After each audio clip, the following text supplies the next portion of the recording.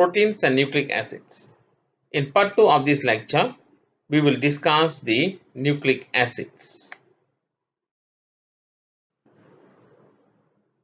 What are nucleic acids? Nucleic acids are the most important macromolecules for the continuity of life. Nucleic acids carry the blueprint of a cell, the genetic blueprint of a cell. That means they have the instructions for the functioning of a cell. Nucleic acids are made up of carbon, hydrogen, oxygen, nitrogen, and phosphate or phosphorus. There are two main types of nucleic acids. One is the deoxyribonucleic acid, or DNA for short, or RNA, which is the ribonucleic acid. If you recall the earlier lecture, proteins are made from amino acids. So amino acids are the monomers or building blocks of proteins. Likewise, for nucleic acids, the nucleotides are the monomers of nucleic acids. So these nucleotides are the ones that are used to make the nucleic acids. Let's look at the structure of a nucleotide. The nucleotide has a carbohydrate, a pentose 5-carbon carbohydrate. It also has a phosphoric group with a negative charge, a phosphoric group, and a amine base, or we call it the nitrogenous base. There are 4 nitrogenous bases for DNA and 4 nitrogenous bases for RNA. In DNA, you have the thymine as one of the nitrogenous bases, which is replaced by uracil in RNA. The pentose sugar found in the nucleic acids, they are different for RNA and DNA. In RNA, the carbohydrate is the ribose, a monosaccharide, whereas in DNA, the carbohydrate is a deoxyribose. The difference between the ribose and the deoxyribose is the oxygen atom, that is bonded to the second carbon.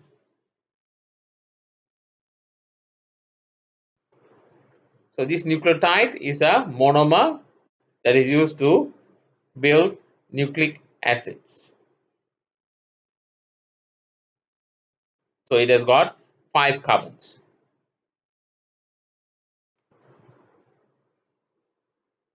So the nucleotides are the monomers of nucleic acids.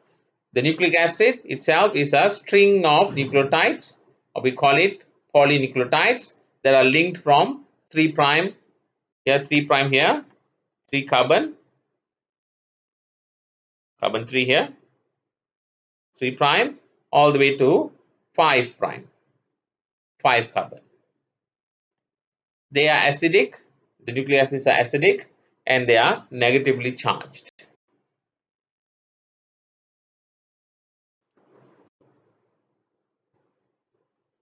Now let's look at the structure of DNA. Now this is one string of nucleotides or polynucleotides. This is another string of polynucleotides. They are joined together by their bases. So we call this the base pairing. Adenine and thymine,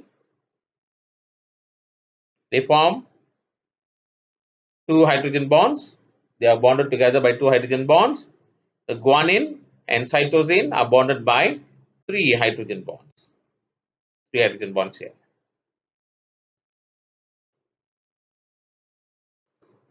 Here again, once again, you can see that the guanine and cytosine, they are bonded by 3 hydrogen bonds, whereas the adenine and thymine, they have 2 hydrogen bonds between them.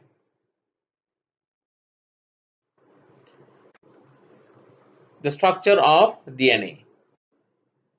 What we see here is the Watson-Crick model of DNA. Watson and Crick, together with Wilkins, won the Nobel Prize for the structure of DNA in 1962. Another important scientist who was involved in the structure, in elucidating the structure, is Rosalind Elsie Franklin. She was not awarded the Nobel Prize because she died before the Nobel Prize was awarded. So Nobel Prize is not awarded to those who have already passed on. It is not awarded posthumously.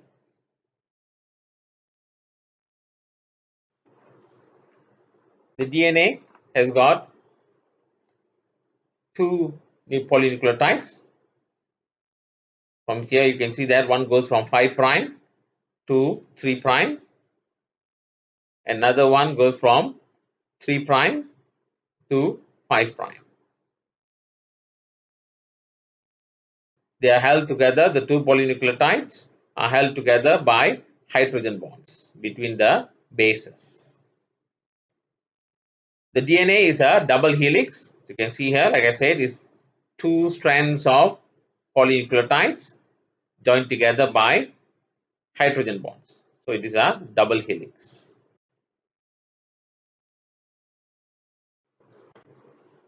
There is basically one type of DNA. There's only one purpose, that is to make all the functional molecules of the cell, including the DNA itself, which means the DNA is capable of making many copies of itself. There are four types of RNA and each has its own purpose.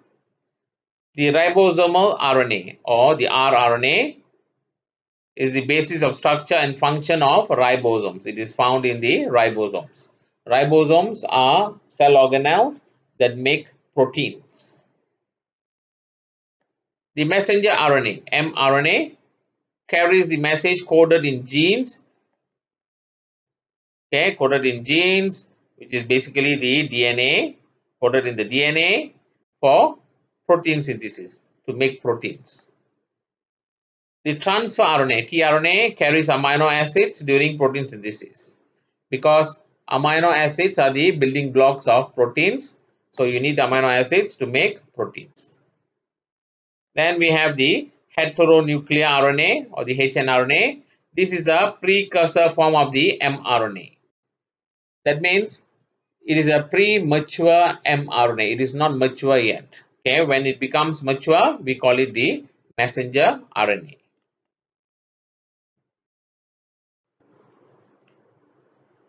So here, as you can see, we have a cell here, okay, which has got a nucleus, and inside the nucleus you find chromosomes. In humans, there are 46 chromosomes.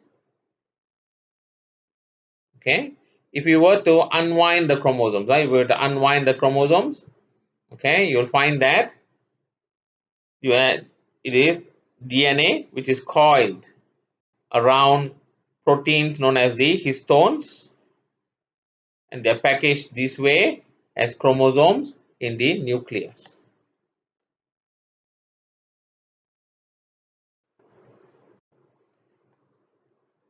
So most cells have a nucleus which contains the chromosomes. Now here an analogy is given. Let's say the nucleus is the reference section in the library. If you have been to our library, you'll find that we have a reference section where the books cannot be borrowed out of the library. You can refer to the books, you can read the books, you can make copies of the books, pages of the books, but you are not allowed to bring the books out of the library. Likewise, the nucleus is akin to the reference library and the DNA is the books. The 46 chromosomes are the books. So how do you copy the information in the DNA to make proteins? It is by a process known as transcription. So the DNA, which contains the information to make proteins, is copied as a messenger RNA. Then this messenger RNA is then used to make proteins by a process known as translation.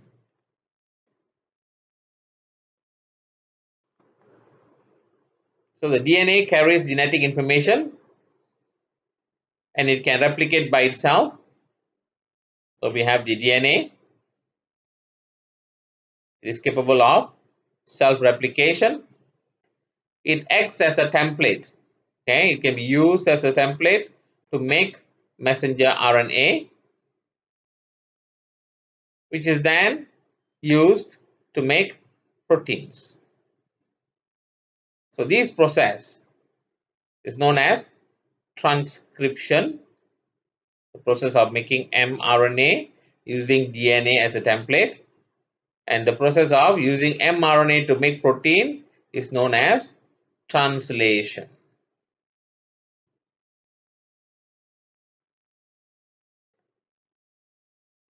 So the genes found in the DNA directs protein synthesis, and this is known as the central dogma theory of molecular biology.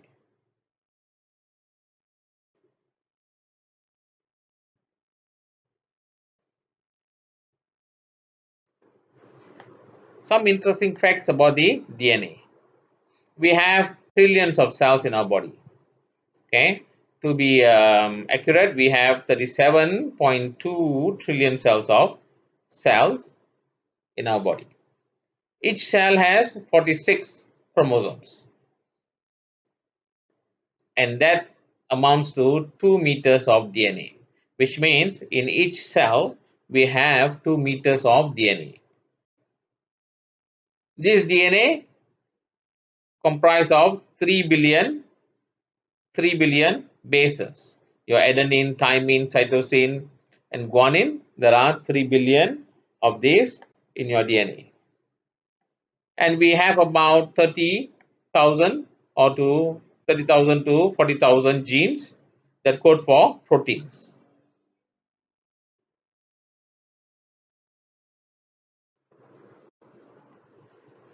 We have come to the end of the lecture on proteins and nucleic acids. In part 1 of the lecture, we looked at the structure of proteins, the primary, secondary, tertiary, and quaternary. We also looked at the function of proteins, the characteristics of amino acids, and how they are used to make proteins. Building blocks, or the amino acids are the building blocks of proteins. We looked at a special class of proteins known as the enzymes and factors that affect enzymatic function. In part 2 of the lecture, we looked at the structure of nucleotides and their components, the types of the types of nucleic acids, DNA and RNA, and the function of the nucleic acids. Thank you. See you at the next lecture.